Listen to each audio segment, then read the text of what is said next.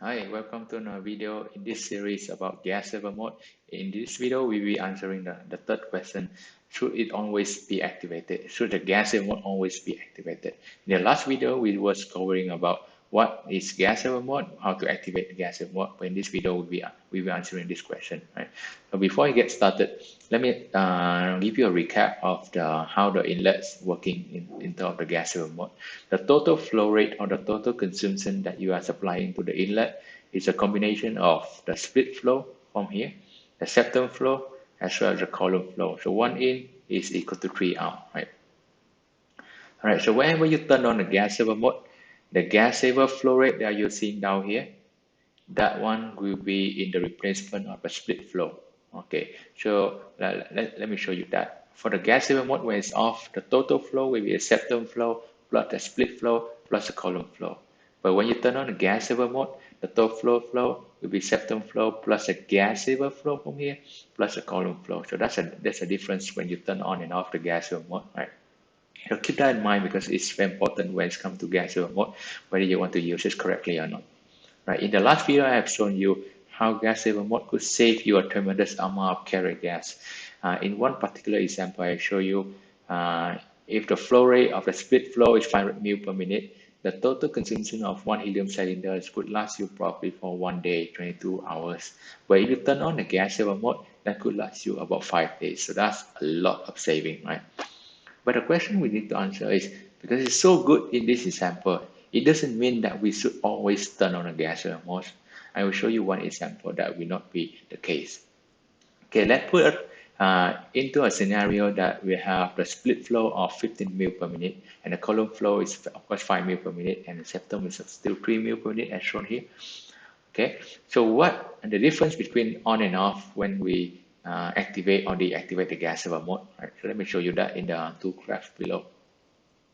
So at first, let's look at the scenario that we have the gas saver mode off or we deactivated the gas saver mode. Okay, so whether or not we run the GC or not, the total consumption is always about 15 ml per minute of a split flow, 5 ml per minute of a column flow, and 3 ml per minute of a septum flow. So the total will be 15 plus 5 plus 3, that's 23 minutes. So let's say if your analysis is 14 minutes long, that will be 14 times 23 mil per minute.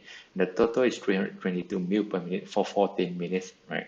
So if you have one helium cylinder of 200 bar and the size, the standard size 47 liter, the big size, that will last you for 20 days, right? For one helium cylinder. If you turn off the gas saver mode, if you don't use the gas saver mode at all.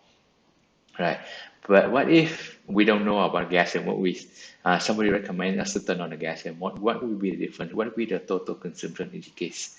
Okay, before you start the GC or when GC is not running, the total consumption is 20 plus 5 plus 3.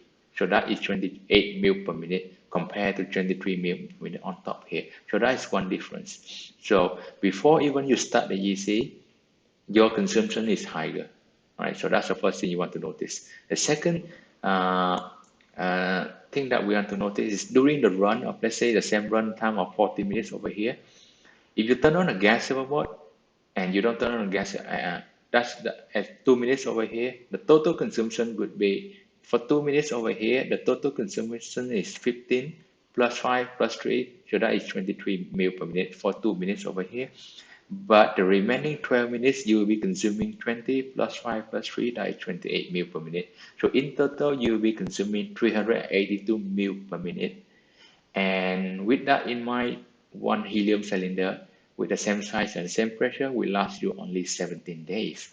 So comparing the one on top, the one below here, you're consuming 20 days if you turn off the gas saver mode, and you consuming it in 17 days if you turn on the gas saver mode. So that's a difference over here.